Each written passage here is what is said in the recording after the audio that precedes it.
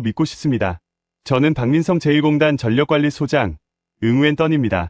제 인생의 절반을 바쳐 지켜온 그 거대한 공장이 고철 덩어리가 되는 건 정말이지 순식간이더군요. 2026년 여름은 유난히 뜨거웠습니다. 에어컨 없이는 숨조차 쉬기 힘든 폭염이 베트남 전역을 덮쳤던 바로 그날이었죠. 저는 관제실 모니터의 수치만 뚫어지게 보고 있었습니다. 0.1V의 오차도 허용하지 않는 것. 그게 제 자부심이자 삼성과의 약속이었으니까요. 그런데 그 평화가 깨진 건 오후 2시가 조금 넘었을 때였습니다. 벌컥 문이 열리며 낯선 구두 굽소리가 제 고막을 찢고 들어왔습니다. 신임 산업전략국장 판민롱이었습니다. 그가 제 책상 위에 툭 하고 던진 건 땀에 젖은 셔츠보다 더 불쾌한 명령서 한 장이었습니다. 저는 떨리는 손으로 그 종이를 집어들었습니다. 상단에는 붉은색 스탬프로 비밀 등급 2급이라는 글자가 찍혀 있었고 그 아래에는 제 눈을 의심케 하는 문구가 적혀 있었죠. 박림공단 산업용 전력 30% 득실 감축 및 민간 전력 우회 명령. 숨이 턱 막혀왔습니다. 이건 단순히 전기를 줄이라는 명령이 아니었습니다. 정밀 공정이 돌아가는 반도체 라인에서 전압을 30%나 낮춘다는 건 기계를 죽이라는 말과 똑같았거든요. 저는 자리를 박차고 일어났습니다. 의자가 뒤로 넘어가는 소리가 요란하게 울렸지만 신경 쓸 겨를이 없었죠. 국장님, 이게 무슨 소리입니까? 지금 라인을 건드리면 수율이 다 깨집니다. 단순히 전등 끄는 문제가 아니라고요. 제 목소리는 저도 모르게 높아져 있었습니다. 하지만 롱 국장은 마치 귀찮은 파리를 쫓듯 손을 휘적거렸습니다. 그는 에어컨 바람이 나오는 송풍구 앞에 서서 땀을 식히며 심드렁하게 대꾸하더군요. 떤 소장, 밖을 좀 봐. 지금 하노이 시민들이 더워서 죽겠다고 아우성이야. 지지율 떨어지는 소리 안 들려? 공장 기계 몇 대 멈추는 게 중요해. 아니면 표가 중요해. 기가 찼습니다. 고작 정치 노름 때문에 국가 기관 산업을 볼모로 잡겠다는 건가요? 저는 필사적으로 매달렸습니다. 과거의 트라우마가 제 발목을 잡고 늘어졌거든요. 10년 전 예고 없는 정전으로 인큐베이터가 멈춰 조카를 잃었던 그날의 기억이 떠올랐습니다. 어둠은 저에게 곧 죽음이었습니다. 안 됩니다. 절대 못합니다. 삼성이 가만히 있을 리가 없습니다. 위약금은 또 어떻게 감당하려고 이러십니까? 제가 롱 국장의 앞을 가로막으며 소리쳤습니다. 그러자 롱 국장의 입가에 비릿한 미소가 번졌습니다. 그는 품 안에서 최신형 태블릿을 꺼내 제 눈앞에 들이밀었습니다. 화면에는 영문으로 된 뉴스 기사 하나가 떠 있었죠. 테슬라, 베트남의 아시아 최대 기가팩토리 설립 확정. 머릿속이 하얗게 변했습니다. 처음 보는 뉴스였습니다. 롱 국장은 제 굳은 표정을 즐기듯 낄낄거리며 제 어깨를 툭툭 쳤습니다. 술 냄새와 섞인 짙은 향수 냄새가 역하게 올라왔습니다. 봤지? 우리한텐 이제 쟤네 없어도 돼. 삼성? 걔네는 이제 구닥다리 하청일 뿐이야. 일론 머스크가 베트남을 선택했다고. 우리가 갑이란 말이야. 이 꽉 막힌 양반아. 그는 오만했습니다. 영국 유학파 출신이라는 그는 현장의 땀방울보다 주식시장의 그래프를 더 신봉하는 사람이었죠. 그에게 이곳의 기계들은 그저 갈아치울 수 있는 부품에 불과했던 겁니다. 하지만 그 뉴스가 사실이라 해도 지금 돌아가는 공장을 멈추는 건 미친 짓이었습니다. 제가 다시 입을 떼려는 순간이었습니다. 그러니까 당장 내려. 안 내리면 자네부터 감방에 쳐넣을 테니까. 롱 국장이 제 멱살을 잡을 듯 위협하며 으름장을 놓았습니다. 공권력이라는 이름의 폭력이었죠. 저는 주먹을 꽉 쥐었습니다. 분노로 손톱이 살을 파고들었지만 일개관리소장인 제가 할 수 있는 일은 없었습니다. 그때였습니다. 등 뒤의 유리창 너머로 서늘한 시선이 느껴졌습니다. 관제실 밖 복도 투명한 강화 유리 너머에 그 남자가 서 있었습니다. 한국 측 총괄 책임자 강신우 센터장이었습니다. 심장이 덜컥 내려앉았습니다. 다 들었을 겁니다. 롱 국장의 고함 소리가 워낙 컸으니까요. 저는 그가 당장이라도 뛰어들어와 롱 국장의 멱살을 잡거나 고래고래 소리를 지를 거라고 생각했습니다. 보통의 사람이라면 당연히 그랬을 테니까요. 수천억 원의 설비가 날아가게 생겼는데 누가 참을 수 있겠습니까? 하지만 강신우 센터장은 움직이지 않았습니다. 그는 마치 박제된 동상처럼 그 자리에 못 박혀 서 있었습니다. 그의 시선은 롱 국장도 저도 아닌 오직 관제실 벽에 걸린 디지털 시계를 향해 있었습니다. 오후 2시 14분 35초. 그는 천천히 자신의 손목 시계를 들어 올렸습니다. 별명인 스톱워치답게 그는 무언가를 체크하는 듯했습니다. 그의 얼굴에는 분노도 당황도 없었습니다. 그저 지독할 정도로 차가운 무표정뿐이었죠. 그 침묵이 롱 국장의 고함보다 100배는 더 무섭게 느껴졌습니다. 롱 국장도 그 시선을 느꼈는지 힐끔 뒤를 돌아보더군요. 하지만 강 센터장과 눈이 마주치자마자 롱 국장은 콧방귀를 뀌며 비아냥거렸습니다. 저것 봐. 쫄아서 아무 말도 못하잖아. 한국 놈들 별거 아니라니까. 키는 대로 하게 되어 있어. 과연 그럴까요? 저는 강 센터장의 눈빛을 봤습니다. 그것은 겁에 질린 사람의 눈이 아니었습니다. 먹잇감의 숨통을 끊기 직전 호흡을 고르는 맹수의 눈빛이었습니다. 그는 아주 잠시, 정말 찰나의 순간 저와 눈을 마주쳤습니다. 그리고는 미세하게 고개를 끄덕였습니다. 마치 알았다는 듯이요. 그리고 그는 아무런 항의도 하지 않고 그대로 몸을 돌려 복도 끝 어둠 속으로 사라졌습니다. 그 뒷모습을 보는데 소름이 쫙 돋았습니다. 차라리 와서 멱살이라도 잡고 싸웠다면 덜 불안했을 겁니다. 하지만 그 침묵은 폭풍 전야와도 같았습니다. 아니, 이미 폭풍은 시작된 건지도 몰랐죠. 롱 국장은 자신의 승리라고 착각하며 킬킬거렸지만 저는 알 수 있었습니다. 방금 우리는 건드려서는 안 될 영린을 건드렸다는 것을요. 뭐해? 떤 소장. 카운트다운 시작해. 1분 준다. 롱 국장이 제 의자를 발로 찼습니다. 저는 떨리는 손을 제어 패널 위로 가져갔습니다. 손가락 끝에 닿은 차가운 금속의 감촉. 이것을 내리는 순간 박민성의 신화는 끝나는 거였습니다. 하지만 제게 선택권은 없었죠. 입술을 깨물었습니다. 비릿한 피 맛이 입안에 퍼졌습니다. 죄책감과 공포, 그리고 알 수 없는 예감이 뒤섞인 채 저는 천천히 메인 차단기 레버를 쥐었습니다. 그것이 베트남 경제를 붕괴시킬 거대한 몰락의 시작인 줄은 꿈에도 모른 채 말이죠. 오후 2시, 약속된 시간이 되자 관제실에 붉은색 비상 전화가 발작하듯 울어대기 시작했습니다. 수화기를 들기도 전에 쩌렁쩌렁한 고함이 스피커를 뚫고 나왔죠. 판민롱 국장이었습니다. 그는 마치 경기 중계를 하듯 흥분해 있더군요. 지금이야. 당장 내려. 뭘 망설이고 있어. 이 멍청한 자식아. 그 목소리에 등 떠밀려 제 손은 메인 컨트롤 레버를 향해 가고 있었습니다. 하지만 제 본능은 거부하고 있었어요. 이 레버를 내리는 순간 클린룸의 양압이 빠지고 미세먼지가 반도체 웨이퍼를 덮칠 테니까요. 수천억 원짜리 UV, 노광 장비가 고철이 되는 건 시간 문제였습니다. 저는 덜덜 떨리는 손으로 레버를 잡았습니다. 차가운 금속성이 느껴져야 하는데 이상하게도 뜨거웠습니다. 아니, 제 몸이 불타오르고 있었던 건지도 모르겠네요. 안 돼. 이건 안 돼. 저도 모르게 중얼거렸습니다.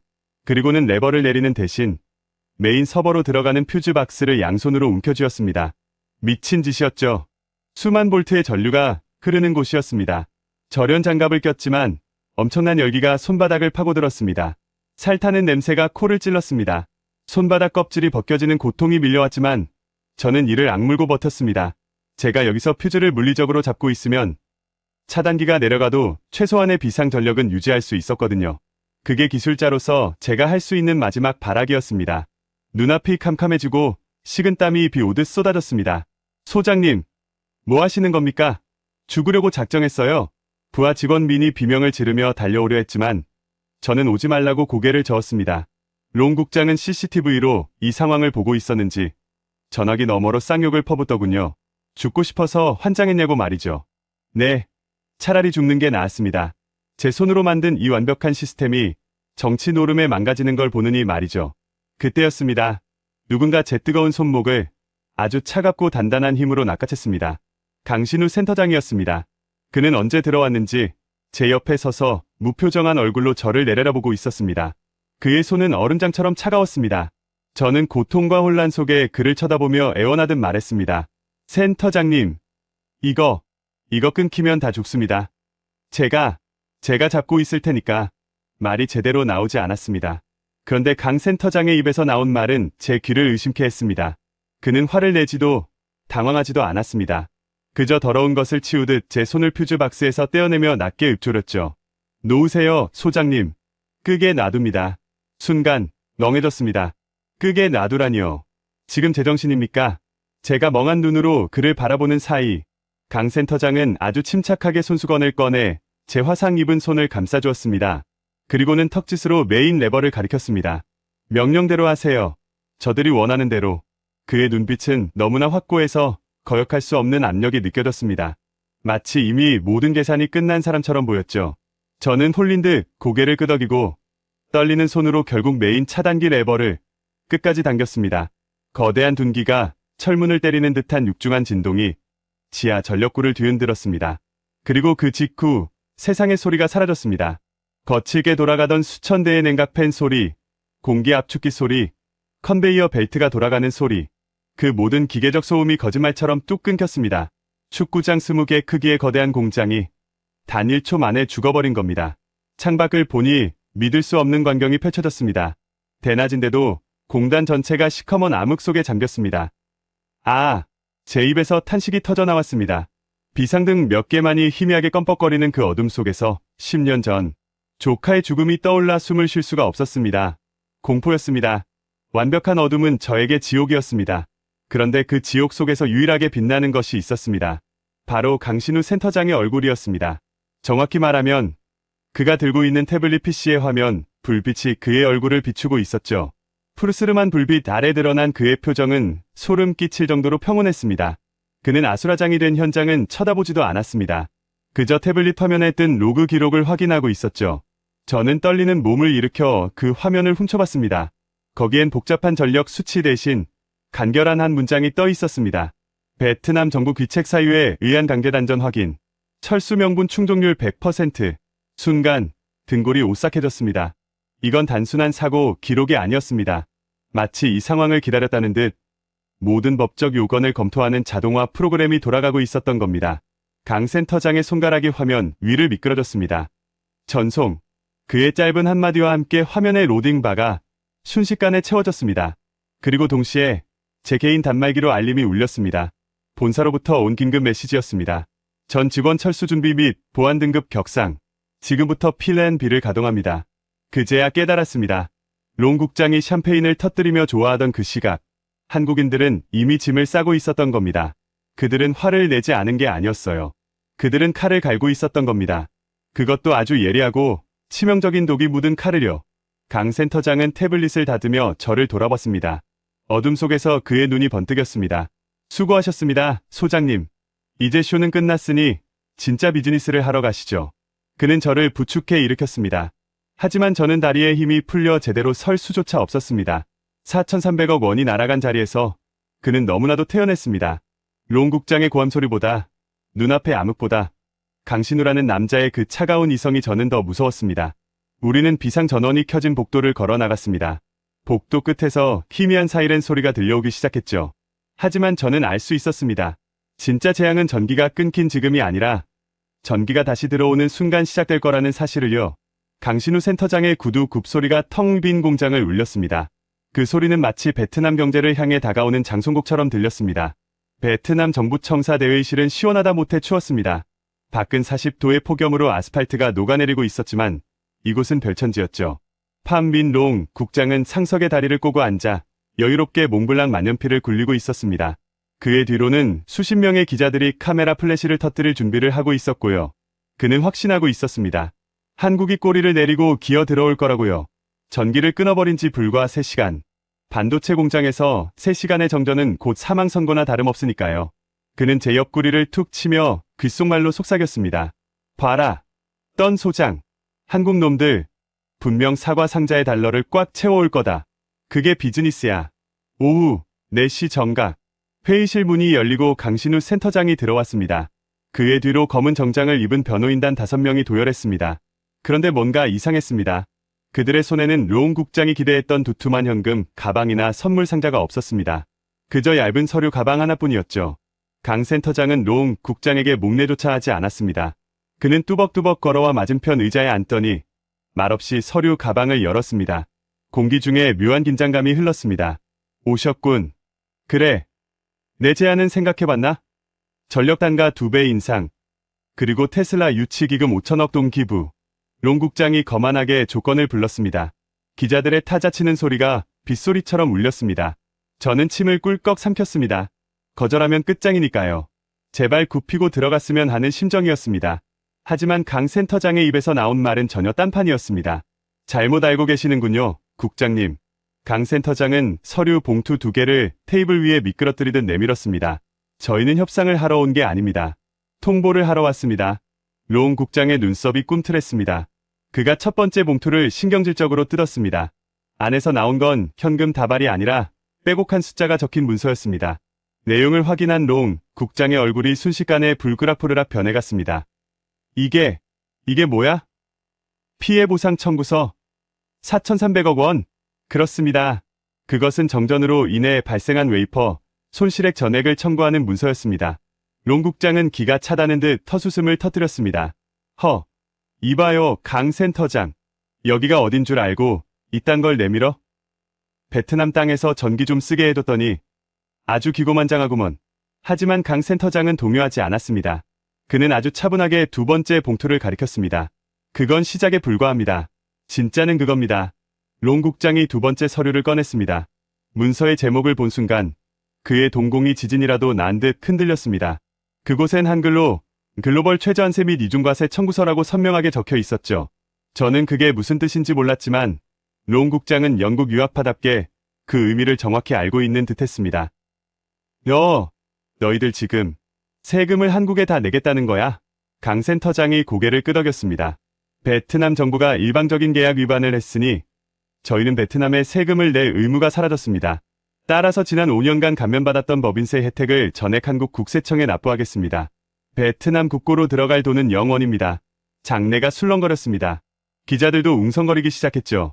그건 베트남 정부 입장에서 수조 원의 세수가 증발한다는 뜻이었습니다. 롱 국장은 자존심에 치명타를 입은 듯 부들부들 떨었습니다. 감히 하청업체 주재의 정부 관료를 협박해? 그의 눈에 핏발이 섰습니다. 이 건방진 새끼들이. 롱 국장은 자리를 박차고 일어나 강 센터장이 내민 서류를 북북 찢어버렸습니다. 종이 조각이 눈처럼 허공에 흩날렸습니다. 전기 쓰고 싶으면 돈 더 내. 싫으면 당장 나가. 내 눈앞에서 꺼지라고. 최후 통첩이었습니다. 저는 눈을 질끈 감았습니다. 이제 끝났구나. 이제 우리는 쫓겨나는구나. 제발 강 센터장이 한 번만 굽혀주길 바랐습니다. 무릎이라도 꿇고 빌어주길 바랐죠. 하지만 그 순간 강 센터장은 손목시계를 한번 쳐다보더니 자리에서 일어났습니다. 찢어진 종이 조각이 그의 어깨에 내려앉았지만 털어내지도 않았습니다. 네, 알겠습니다. 협상은 종료입니다. 너무나 담백한 대답이었습니다. 마치 점심 메뉴를 고르듯 가벼운 어조였죠. 롱 국장은 당황했습니다.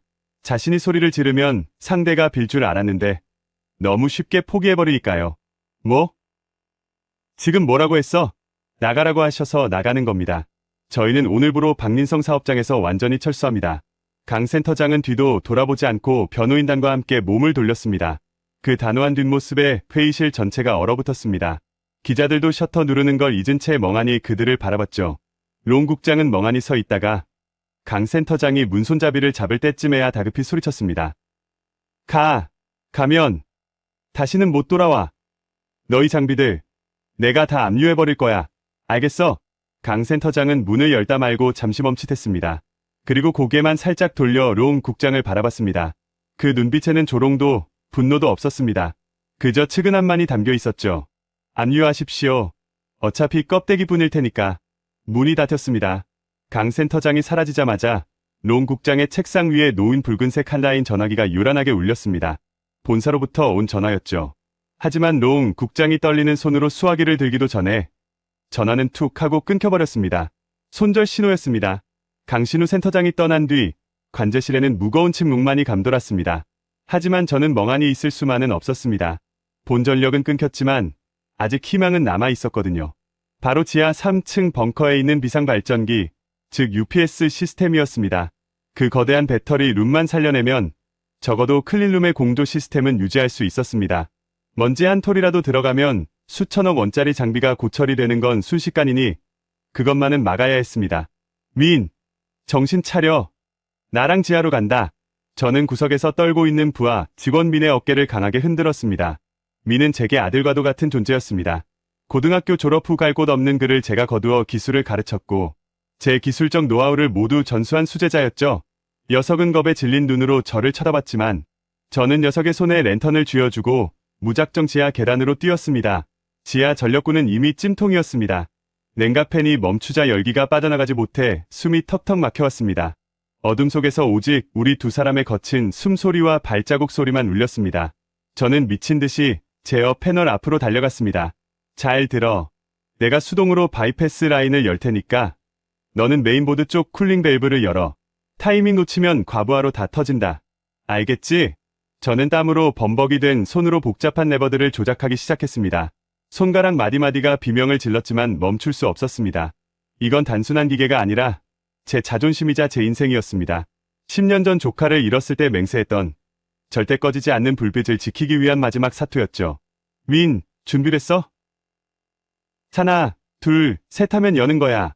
저는 뒤를 돌아보지도 않고 소리쳤습니다. 그런데 이상했습니다. 대답이 없더군요. 쎄한 느낌의 고개를 돌렸습니다. 랜턴 불빛이 흔들리는 그곳에 민이 서 있었습니다. 그런데 녀석은 밸브를 잡고 있지 않았습니다. 대신 녀석의 손에는 마시다만 캔 커피가 들려 있었습니다. 녀석의 손이 사시나무 떨듯 떨리고 있었죠. 그리고 그 흔들리는 눈동자가 저와 마주쳤습니다. 소장님, 죄송해요. 작은 속삭임이 들린 순간 녀석의 손이 기울어졌습니다. 안 돼! 제가 비명을 지르며 몸을 날렸지만 늦었습니다. 검은 액체가 제어보드의 가장 핵심 부품인 메인 컨트롤러 PCB 위로 쏟아져 내렸습니다. 치익하는 소리와 함께 푸른 스파크가 튀어올랐습니다. 매캐한 연기가 피어오르더니 이내 퍽하는 둔탁한 파열음이 지하 벙커를 뒤흔들었습니다. 비상발전 시스템의 심장이 타버린 겁니다. 마지막 희망이었던 상태 표시등마저 파르르 떨리더니 완전히 꺼져버렸습니다. 완벽한 암흑, 그 속에서 타오르는 회로 기판의 불꽃만이 붉게 일렁였습니다. 저는 바닥에 나뒹군 채 멍하니 그 불꽃을 바라봤습니다. 믿기지가 않았습니다. 실수가 아니었습니다. 그건 명백한 고의였습니다. 너 지금 뭐 한 거야? 제가 떨리는 목소리로 물었습니다. 미는 뒷걸음질 치며 어둠 속으로 숨으려 했습니다. 저는 녀석의 멱살을 잡고 벽으로 밀어붙였습니다. 배신감에 눈앞이 붉게 물들었습니다. 말해, 왜 그랬어? 내가 널 어떻게 키웠는데? 이게 어떤 기계인지 알면서 제 고함이 지하 통로를 울렸습니다. 미는 울먹이며 고개를 숙였습니다. 병원비가, 어머니 수술비가 필요했어요. 롱 국장님이 이번만 눈 감으면 다 해결해준다고. 힘이 쭉 빠졌습니다. 고작 돈 때문에, 고작 돈 몇 푼 때문에 스승의 등에 칼을 꽂고 국가 자산을 망가뜨렸다는 말인가요? 저는 허탈함에 잡고 있던 멱살을 놓았습니다. 녀석은 바닥에 주저앉아 흐느끼기 시작했습니다. 그때였습니다. 철문이 열리며 강렬한 서치라이트 불빛이 쏟아져 들어왔습니다. 눈이 부셔 손으로 가리는 사이 구둣발 소리가 저벅저벅 다가왔습니다. 아이고, 떤 소장. 이게 무슨 꼴인가? 판빈롱 국장이었습니다. 그는 마치 이 상황을 예상이라도 했다는 듯 경찰들과 함께 들이닥쳤습니다. 그의 뒤에는 수갑을 든 경관 2명이 서 있었습니다. 롱 국장은 타버린 제어 보드를 보며 혀를 찼습니다. 국가기관 시설을 고의로 파손하다니. 이거 중죄인 거 알지? 삼성놈들이 도망가니까 화풀이라도 한 건가? 기가 막혔습니다. 적반하장이었습니다. 무슨 소리입니까? 저놈이. 민이 고의로 부순 겁니다.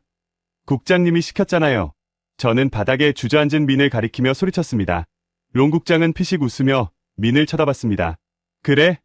내가 시켰나? 민, 사실대로 말해봐. 누가 이 비싼 장비를 망가뜨렸지? 모든 시선이 민에게 쏠렸습니다. 민은 떨리는 몸을 일으켰습니다. 녀석은 저를 쳐다보지 못했습니다. 그저 롱 국장이 건네는 손수건을 받아주고 아주 작은 목소리로 웅얼거렸습니다. 소장님이셨습니다. 뭐? 소장님이 한국 사람들한테 복수해야 한다고 다 부수라고 시키셨습니다. 심장이 찢어지는 것 같았습니다. 다른 누구도 아닌 민의 입에서 나온 거짓말은 제 영혼을 난도질했습니다. 저는 녀석에게 달려들려 했지만 경찰들이 제 팔을 꺾고 바닥에 눌렀습니다. 차가운 수갑이 제 손목을 파고들었습니다. 이거 놔. 민. 내가 어떻게 나한테 이럴 수 있어. 내가 사람이야. 제 절규는 공허하게 울릴 뿐이었습니다. 롱 국장은 제 앞으로 다가와 쭈그리고 앉더니 제 귓가에 대고 나직하게 속삭였습니다. 그러게 눈치가 좀 있었어야지. 떤 소장. 감옥에서 평생 썩게 될 거야. 이 모든 손실의 책임은 자네가 지는 거고. 그는 흡족한 듯 웃으며 돌아섰습니다. 미는 고개를 푹 숙인 채 롱 국장의 뒤를 따라 나갔습니다. 녀석의 뒷주머니에는 두툼한 봉투가 꽂혀 있었습니다. 제 인생과 바꾼 그 놈의 돈봉투였죠. 저는 짐승처럼 끌려나갔습니다. 경찰차에 태워져 공단을 빠져나가는 길. 창밖으로 보이는 풍경은 처참했습니다. 거대한 크레인들이 움직이고 있었습니다. 그런데 그건 건설을 위한 크레인이 아니었습니다. 철거용 크레인이었습니다. 멀리서 한국물류라고 적힌 대형 트럭 수십 대가 줄지어 공장 밖으로 나가고 있었습니다. 그 행렬은 마치 장례 행렬처럼 길게 이어졌습니다. 제 평생을 바친 일터가 제 땀과 눈물이 서린 그곳이 롱 국장의 탐욕과 제자의 배신으로 인해 산산조각 나고 있었습니다. 경찰서 유치장에 갇힌 그날 밤, 저는 잠들지 못했습니다. 좁은 창문 틈으로 멀리 공단 쪽 하늘이 보였습니다. 평소라면 불야성을 이루었을 그곳이 지금은 칠흑 같은 어둠에 잠겨 있었습니다. 오직 화물기가 이륙하는 붉은 전멸등만이 밤하늘을 수놓고 있었죠. 위잉하는 비행기 엔진 소리가 유치장 안까지 들려왔습니다. 그 소리는 마치 한국이 베트남을 영원히 떠나는 소리처럼 들렸습니다. 억울함에 가슴을 쳤지만 소용없었습니다. 저는 철창을 붙잡고 소리 없는 눈물을 흘렸습니다. 그때는 몰랐습니다. 저 비행기에 실려 나가는 것이 단순한 기계가 아니라는 것을요. 저들이 챙겨간 것은 단순한 장비가 아니었습니다. 베트남의 미래, 그리고 우리를 배신한 대가로 치러야 할 혹독한 청구서가 그 비행기에 실려 있었던 겁니다. 두고 보자. 판민롱. 그리고 민. 저는 어둠 속에서 이를 갈았습니다. 하지만 지금 당장 제가 할 수 있는 건 아무것도 없었습니다. 그저 무력하게 제 조국이 스스로 멸망의 길로 들어서는 것을 지켜보는 것뿐이었죠. 차라리 이때 죽어버렸다면 이어질 지옥 같은 현실을 보지 않아도 됐을 텐데 말입니다. 제가 유치장의 차가운 바닥에서 웅크리고 있던 그 시각, 공장에서는 세기의 코미디가 벌어지고 있었습니다. 나중에 청문회 기록을 보고서야 알게 된 사실이지만 그날 판민롱 국장의 표정은 세상을 다 가진 사람처럼 환했다고 하더군요. 그는 텅 빈 공장에 중국 측 바이어들을 대거 초청했습니다. 한국 기업이 급하게 철수하느라 미처 챙기지 못한, 아니 챙기지 않은 거대한 설비들을 팔아넘기기 위해서였죠. 공장 클린룸 안에는 수천억 원을 호가하는 최첨단 UV, 노광 장비 5대가 웅장한 자태를 뽐내며 서 있었습니다. 그 장비 하나가 웬만한 전투기 한 대 값보다 비쌌으니 롱 국장 눈에는 그게 다 돈다발로 보였을 겁니다. 중국 측 기술 책임자인 왕 주임이 탐욕스러운 눈으로 장비를 훑어보았습니다. 이걸 정말 다 두고 갔단 말입니까? 한국 사람들 제정신이 아니군요. 왕 주임이 믿기지 않는다는 듯 물었습니다. 롱 국장은 거만하게 어깨를 으쓱했습니다. 내가 말했지 않나. 겁먹어서 도망치느라 정신이 없었다고. 이제 이 장비들은 베트남 정부 소유야. 자네들이 원하는 가격에 넘기지. 롱 국장은 한국이 바보라서 장비를 두고 갔다고 믿었습니다. 물리적인 부피가 너무 커서 화물기에 다 실을 수 없었을 거라고 자기 편한 대로 해석해버린 것이죠. 그는 빨리 계약서에 도장을 찍고 싶어 안달이 나 있었습니다. 이면 계약으로 받을 리베이트가 수십억 동이었으니까요. 일단 작동부터 시켜봅시다. 물건이 멀쩡한지는 봐야 하니까. 왕 주임의 지시에 따라 중국 기술자들이 메인 전원을 연결했습니다. 웅장한 구동음과 함께 장비의 상태 표시 등에 녹색 불이 들어왔습니다. 롱 국장은 환호성을 지를 뻔했습니다. 봐. 완벽하잖아. 제거나 다름없어. 하지만 그 기쁨은 딱 10초를 넘기지 못했습니다. 부팅이 완료되는 순간 거대한 모니터 화면이 시뻘겋게 변하더니 요란한 경고음이 클린룸 전체를 뒤흔들었기 때문입니다. 시스템 잠금 보안 위반 감지, 라이선스 키 누락, 사유 위치 기반 인증 오류, 화면 중앙에 뜬 붉은색 한글 경고창, 시스템 락이 걸려버린 겁니다. 왕 주임의 얼굴이 구겨졌습니다. 이게 뭐야? 잠겨있잖아. 롱 국장은 당황해서 식은땀을 흘렸습니다. 아닐세. 잠깐 오류가 난 거야. 다시 켜봐. 빨리. 재부팅을 했지만 결과는 똑같았습니다. 이번에는 더 구체적인 메시지가 떴죠. 경고 승인되지 않은 접근입니다. 10분 내 인증 실패 시 자가 방어 모드가 발동됩니다. 10분 안에 인증하지 않으면 방어 모드가 발동된다는 경고였습니다. 다급해진 롱 국장은 떨리는 손으로 전화기를 꺼냈습니다. 당연히 강신우 센터장에게 거는 전화였습니다. 신호 연결음이 2번 울리기도 전에 강 센터장이 전화를 받았습니다. 주변이 시끄러운 걸 보니 공황인 듯했습니다. 여보세요? 야, 강신우. 너 이 자식 장비에 무슨 짓을 해놓은 거야? 왜 안 켜져? 롱 국장이 악을 썼습니다. 하지만 수화기 너머로 들려오는 강 센터장의 목소리는 너무나도 평온해서 소름이 끼칠 정도였습니다. 켜보셨군요. 생각보다 빠르시네요. 국유화 절차는 다 끝내셨습니까? 헛소리 말고 비밀번호 내놔. 이거 국가 자산 횡령이야. 인터폴에 수배할 거야. 롱 국장의 협박에 강 센터장은 낮은 웃음소리를 흘렸습니다. 국장님, 하드웨어는 드렸습니다. 하지만 그걸 돌리는 소프트웨어 라이선스는 우리 소유죠. 그리고 결정적으로 그 장비엔 위치 기반 보안 락이 걸려 있습니다. 위치 기반? 네. 그 장비는 한국 본사가 승인한 GPS 좌표, 그러니까 박린 공장 안에서 한국인 관리자의 생체 인증이 있을 때만 작동합니다. 주인이 바뀌면 깡통이 된다는 뜻이죠. 몰랐어요? 롱 국장의 얼굴이 사색이 되었습니다. 그럼 어떻게? 지금 당장 와서 풀어. 죄송해서 어쩌죠. 보안키는 제 머릿속에 있는데 방금 출국 심사를 마쳤거든요. 비행기 탑승 중이라 이만 끊겠습니다. 아, 그리고 중국 기술자들한테 만지지 말라고 전하세요. 억지로 풀려고 하면 메인보드가 녹아버리게 설계되어 있거든요. 그럼 수고하십시오. 뚜뚜뚜. 전화가 끊겼습니다. 롱 국장은 넋이 나간 표정으로 전화기를 떨어뜨렸습니다. 하지만 상황 파악이 안 된 중국 기술자가 소리쳤습니다. 이까짓 보안 뚫으면 그만이야. 내가 해볼게. 왕 주임이 직접 키보드를 두드리며 강제 접속을 시도했습니다. 롱 국장이 말릴 새도 없었죠. 엔터키를 누르는 순간 장비 내부에서 윙하는 고주파 음이 들리더니 곧바로 타닥하는 소리가 연이어 터졌습니다. 중국 기술자들이 뒷걸음질 쳤습니다. 장비 후면의 배기구에서 시커먼 연기가 뿜어져 나왔습니다. 자가 방어 모드, 즉 외부 침입 시 핵심 회로 기판에 과전류를 흘려보내 물리적으로 태워버리는 킬 스위치가 작동한 겁니다. 수천억 원짜리 장비 5대가 차례로 펑 소리를 내며 죽어갔습니다. 클릴룸은 순식간에 매캐한 유독가스로 가득 찼습니다. 롱 국장은 바닥에 주저앉았습니다. 내 돈. 그는 잿더미가 된 기계 앞에서 넋을 잃고 중얼거렸습니다. 베트남의 미래라고 자랑하던 최첨단 설비가 그저 거대한 고철 덩어리로 변해버린 순간이었습니다.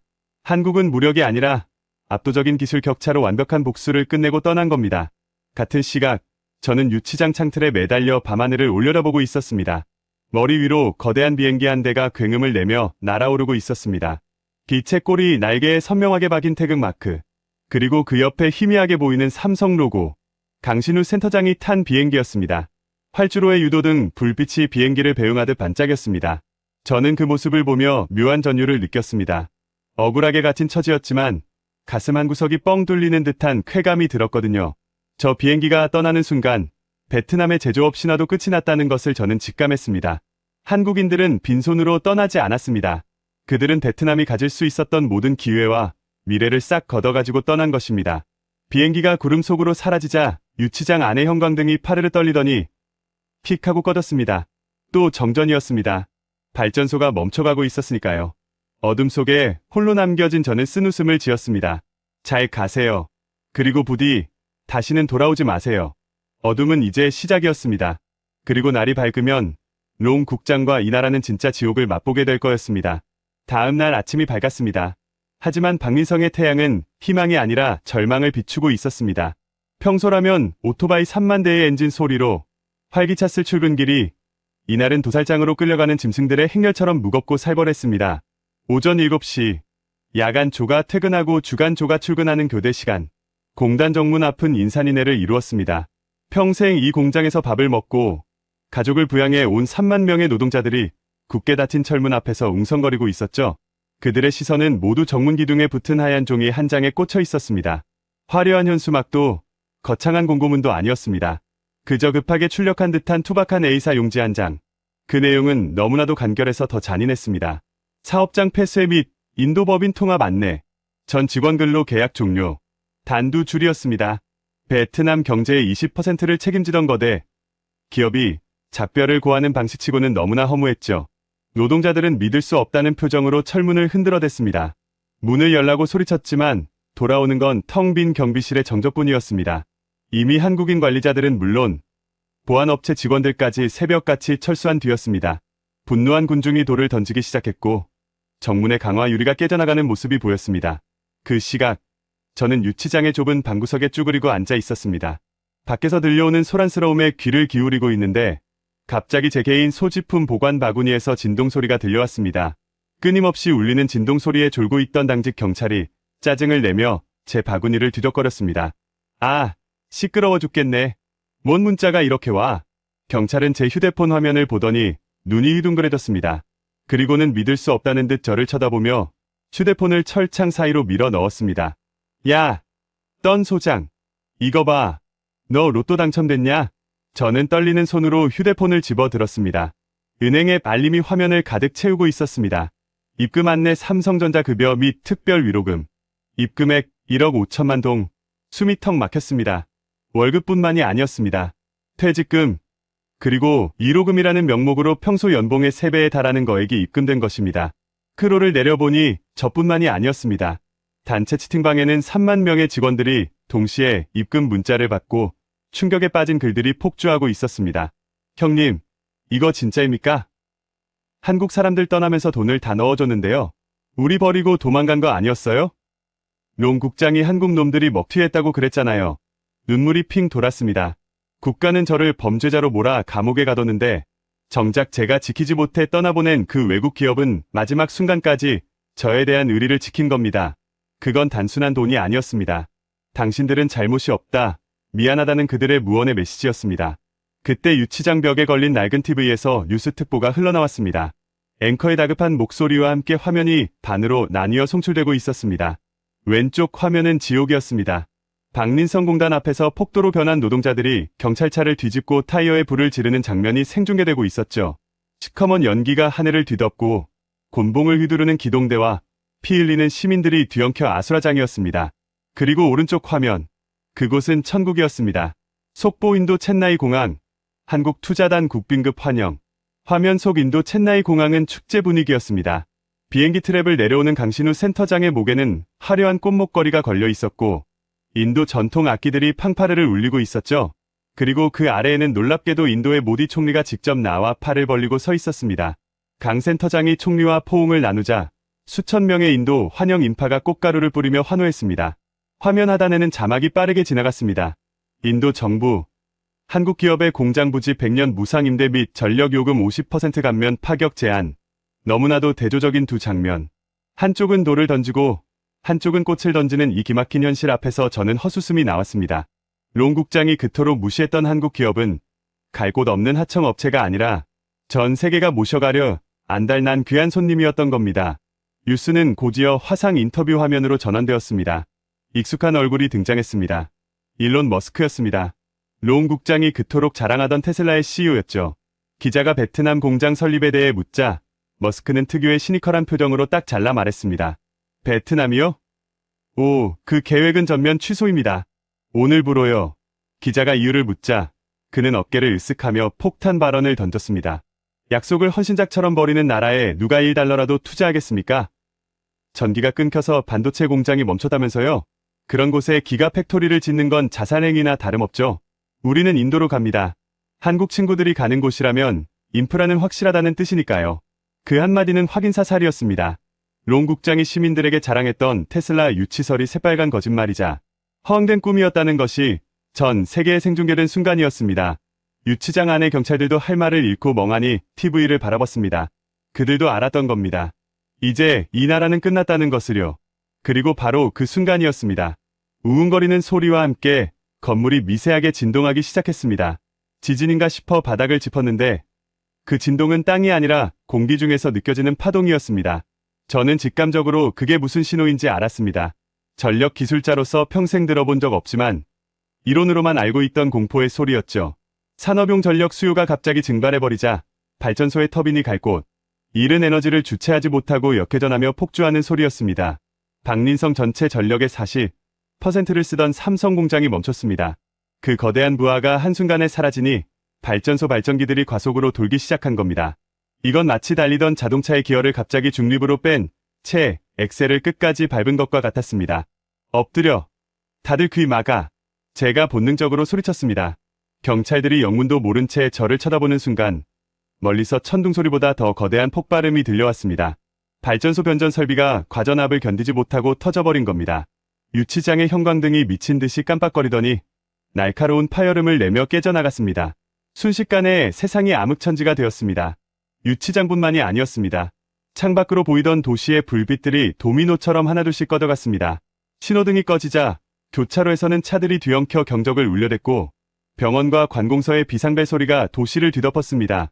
대정전, 블랙아웃이었습니다. 롱 국장이 그토록 아끼고 싶어 했던 전기는 아이러니하게도 그가 공장을 멈춘 탓에 갈 곳을 잃고 스스로 자폭해버렸습니다. 어둠 속에서 매캐한 화약 냄새가 바람을 타고 날아왔습니다. 저는 철창을 붙잡고 주저앉았습니다. 눈물이 하염없이 흘러내렸습니다. 끝났어. 다 끝났어. 제 조국이 무너지는 소리가 들렸습니다. 오만과 무지가 불러온 참극. 그 대가는 너무나 가혹하고 또 신속하게 우리를 덮치고 있었습니다. 블랙아웃이 덮친 밤이 지나고 운명의 날이 밝았습니다. 대통령궁 집무실의 공기는 무거웠습니다. 긴급 소집된 국무회의장은 침통함 그 자체였습니다. 창밖으로 보이는 하노이 시내는 신호등조차 켜지지 않아 마비 상태였고 시민들의 시위 소리는 방음벽을 뚫고 들어오고 있었습니다. 판민롱 총리의 목소리는 낮았지만 그 안에 담긴 분노는 활화산 같았습니다. 롱 국장은 죄인처럼 고개를 쳐박고 무릎을 꿇고 있었습니다.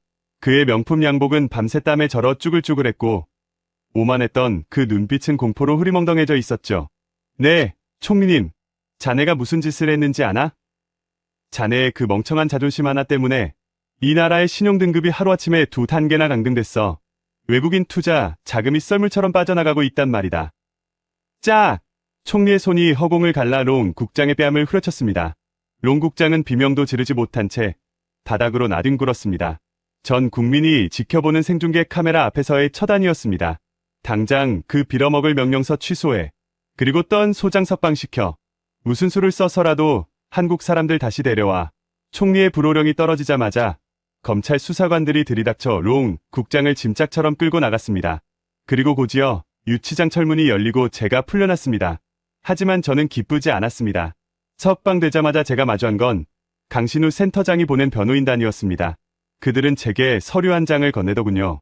강 센터장님께서 전해드리라고 하셨습니다. CCTV 클라우드 원본입니다. 이걸로 소장님의 무죄는 증명될 겁니다. 그들은 제 누명을 벗겨줄 증거까지 챙겨주고 떠난 겁니다. 저는 그 완벽한 배려에 목이 메었습니다. 국가는 저를 버렸지만 그들은 저를 기억해 주었으니까요. 한편 발등에 불이 떨어진 총리는 체면이고 뭐고 다 던져버렸습니다. 그는 떨리는 손으로 직접 강신우 센터장에게 전화를 걸었습니다. 스피커폰 너머로 신호음이 길게 이어졌습니다. 모두가 숨을 죽이고 기다렸죠. 탈깍. 네, 강신우입니다.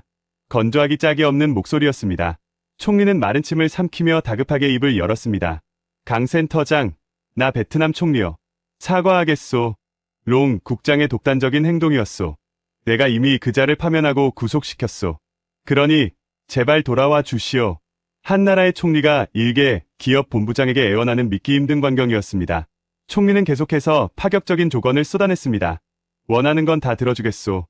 세금 면제는 물론이고 전력 공급권을 아예 삼성 쪽에 넘기겠소. 그러니 비행기를 돌려주시오. 제발 부탁하오.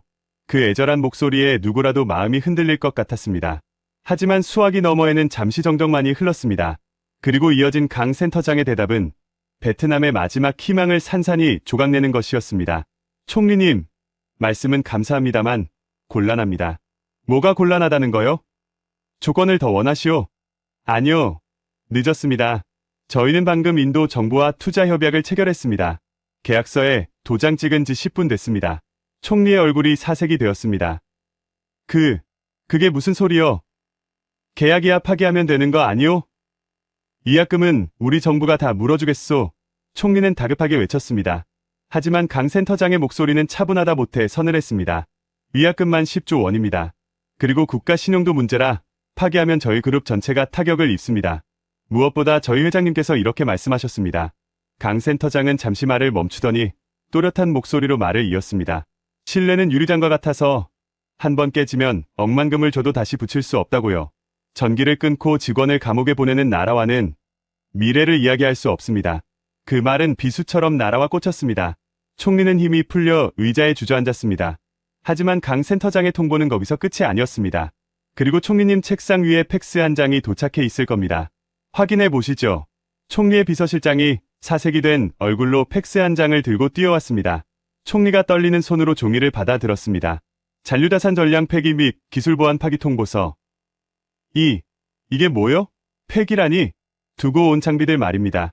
보안 규정상 신뢰할 수 없는 국가에 남겨진 기술은 전량 파기하게 되어 있습니다.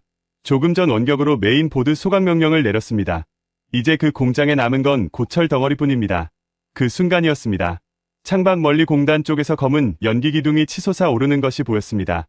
쾅 하는 폭발음이 미세하게 들려왔죠. 남겨진 장비들이 스스로 자폭하며 완전히 숨을 거두는 소리였습니다. 총리는 팩스 용지를 놓치고 망연자실한 표정으로 창밖을 바라봤습니다. 그럼 이만 끊겠습니다. 인도 총리님과 만찬이 있어서요. 부디 건승하십시오. 철컥 소리가 났어요. 전화는 매정하게 끊겼습니다. 다시는 연결될 리 없는 불통의 신호음만이 집무실을 가득 채웠습니다. 총리는 고개를 떨구었습니다. 천문학적인 경제 손실, 무너진 국가 신용, 그리고 잃어버린 3만 개의 일자리. 이 모든 것이 오만한 판단 한 번으로 초래된 결과였습니다. 저는 경찰서 현관에 서서 그 모든 뉴스를 스마트폰으로 지켜보고 있었습니다. 강 센터장의 마지막 말. 신뢰는 유리장과 같다는 말이 귓가에 맴돌았습니다. 끌려가던 롱 국장이 경찰서 마당을 지나가다 저와 마주쳤습니다.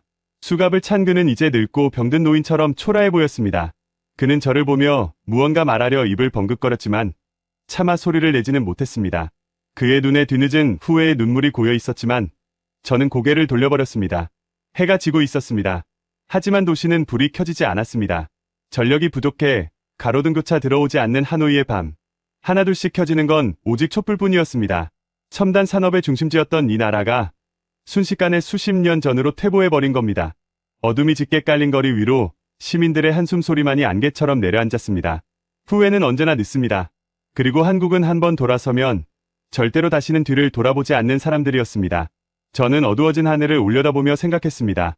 이제 베트남의 밤은 아주 길고 혹독하게 추울 것이라고요. 모든 것이 끝난 후 저는 다시 공장으로 향했습니다. 경찰서에서 풀려나자마자 발길이 닿은 곳은 집이 아니라 평생을 바쳤던 바로 그 현장이었습니다. 불과 며칠 전까지만 해도 기계 소리로 가득 찼던 박민성 제1공단은 이제 거대한 무덤처럼 변해 있었습니다. 정문 경비실은 텅 비어 있었고 바람이 불 때마다 깨진 유리창 파편이 바닥을 긁는 소리만 삭막하게 울렸습니다. 저는 무너진 철문을 지나 뚜벅뚜벅 걸어 들어갔습니다. 주인 잃은 작업복들이 바닥에 뒹굴고 있었고 라인 위에는 미완성된 반도체 웨이퍼들이 먼지를 뒤집어 쓴 채 방치되어 있었습니다. 익숙한 냄새가 났습니다. 기름 냄새, 금속 냄새. 하지만 가장 중요한 것이 빠져 있었습니다. 바로 열기였습니다. 기계가 살아 숨쉴 때 뿜어내는 그 뜨거운 생명의 온기가 사라진 공장은 그저 차가운 고철 덩어리에 불과했습니다. 저는 홀린 듯 관제실로 올라갔습니다. 제가 수천 번도 더 앉았던 의자, 손때 묻은 키보드, 모든 것이 그대로였습니다. 롱 국장이 들이닥치기 전 그 평화로웠던 오후 2시의 풍경이 눈에 선의 가슴이 미어졌습니다. 그런데 제 책상 위에 낯선 물건 하나가 놓여 있었습니다. 하얀색 서류 봉투였습니다. 겉면에는 굵은 펜으로 투박하게 제 이름이 적혀 있었죠. 티오, 던 소장님, 강신우 센터장의 필체였습니다. 떨리는 손으로 봉투를 열었습니다. 안에서 나온 것은 비행기 티켓 한 장과 빳빳한 종이 한 장이었습니다. 하노이 출발, 첸나이 인도 도착, 1등석, 그리고 그 밑에는 강 센터장이 직접 쓴 짧은 편지가 동봉되어 있었습니다. 소장님, 인도의 전력 사정이 좋지 않습니다. 그곳에도 꺼지지 않는 불빛을 지켜줄 사람이 필요합니다. 저희와 함께 다시 한번 기적을 만들어 주시겠습니까? 당신의 자리는 비워뒀습니다. 눈물이 핑 돌았습니다. 그들은 저를 잊지 않았습니다.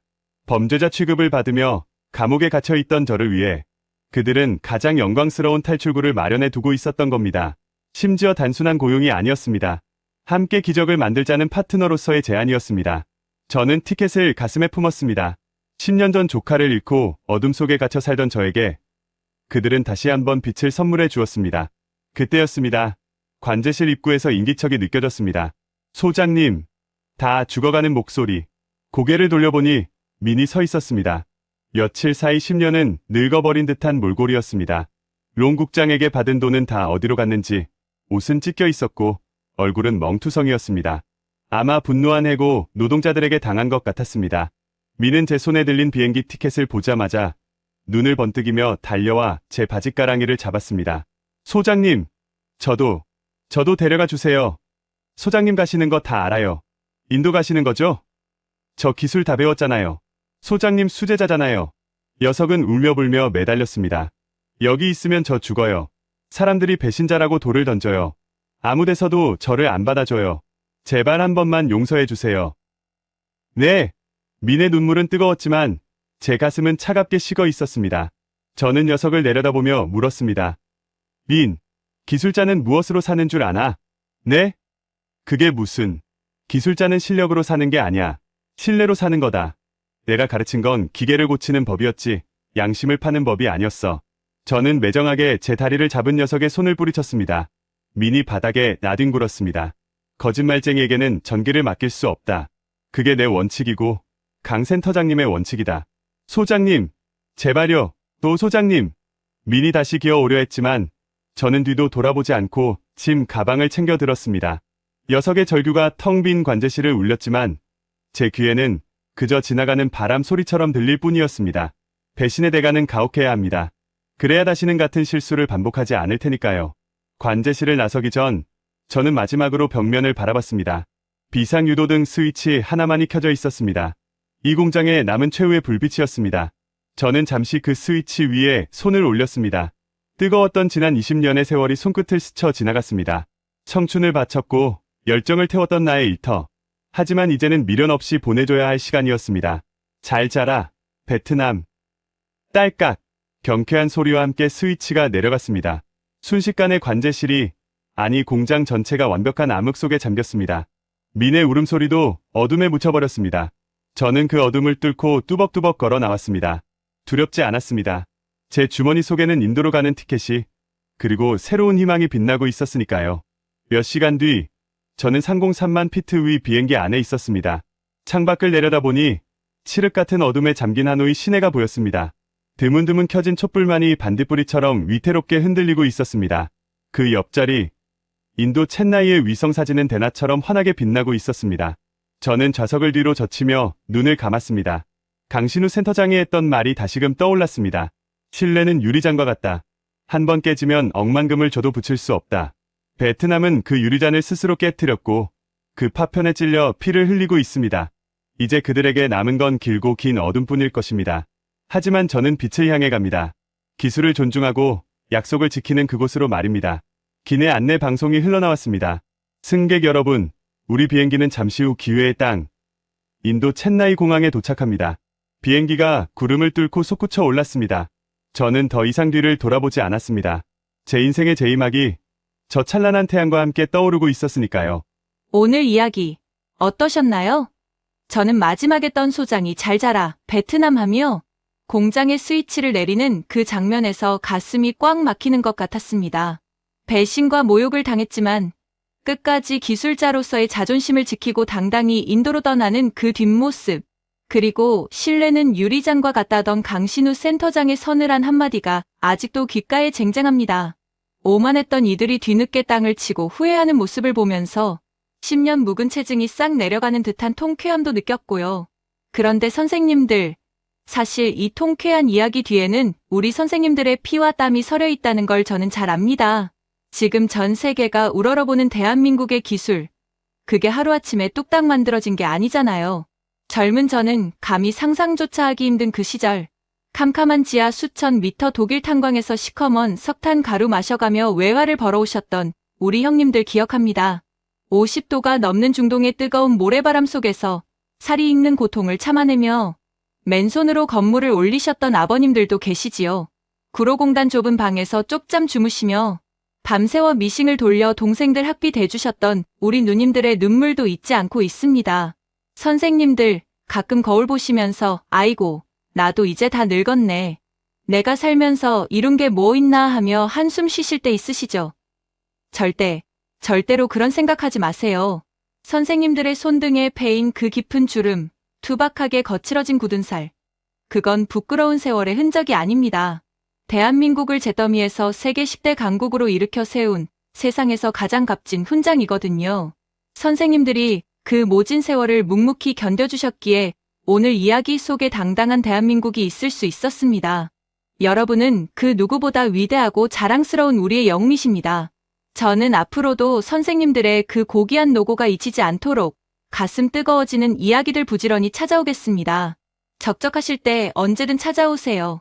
자식들은 바빠서 얼굴 보기 힘들어도 저는 늘 이 자리에서 선생님들 곁에 앉아 조잘조잘 이야기해드리는 살가운 말동무가 되어 드릴게요. 약속합니다. 요즘 날씨가 정말 춥습니다. 밖에 나가실 때 목도리 꼭 챙겨서 목을 따뜻하게 보호하시고요. 길이 많이 미끄럽습니다. 주머니에 손 넣고 다니시면 넘어질 때 크게 다치시니까 귀찮으시더라도 장갑 꼭 끼고 다니세요. 입맛 없으시더라도 식사 거르지 마시고 따뜻한 된장국이나 숭늉이라도 꼭 챙겨 드셔야 기운이 납니다.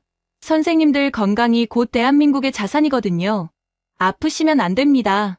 오늘 이야기 들으시면서 가슴 한구석이 벅차오르셨다면 아래에 있는 구독 버튼 한번 꾹 눌러주세요. 돈 드는 거 절대 아니니까 걱정 마시고요. 로그인하라고 뜨는 게 복잡하고 귀찮으시면 굳이 안 하셔도 괜찮습니다. 그저 마음으로 응원해주시는 것만으로도 저는 충분히 감사합니다. 댓글도 편하게 남겨주세요. 눈이 침침해서 타자가 느리셔도 괜찮고 독수리 타법이라 오타가 좀 나면 어떻습니까? 그냥 점 하나만 콕 찍어주셔도 저는 선생님들의 그 따뜻한 마음 다 알아듣습니다. 오늘 하루도 몸도 마음도 따뜻하게 보내시길 바라며 인사 올립니다. 존경하고 감사하고 사랑합니다. 지금까지 여러분의 영원한 말동무, 감동을 더하다였습니다. 세계를 놀라게 한 대한민국, 다음 영상에서도 계속됩니다.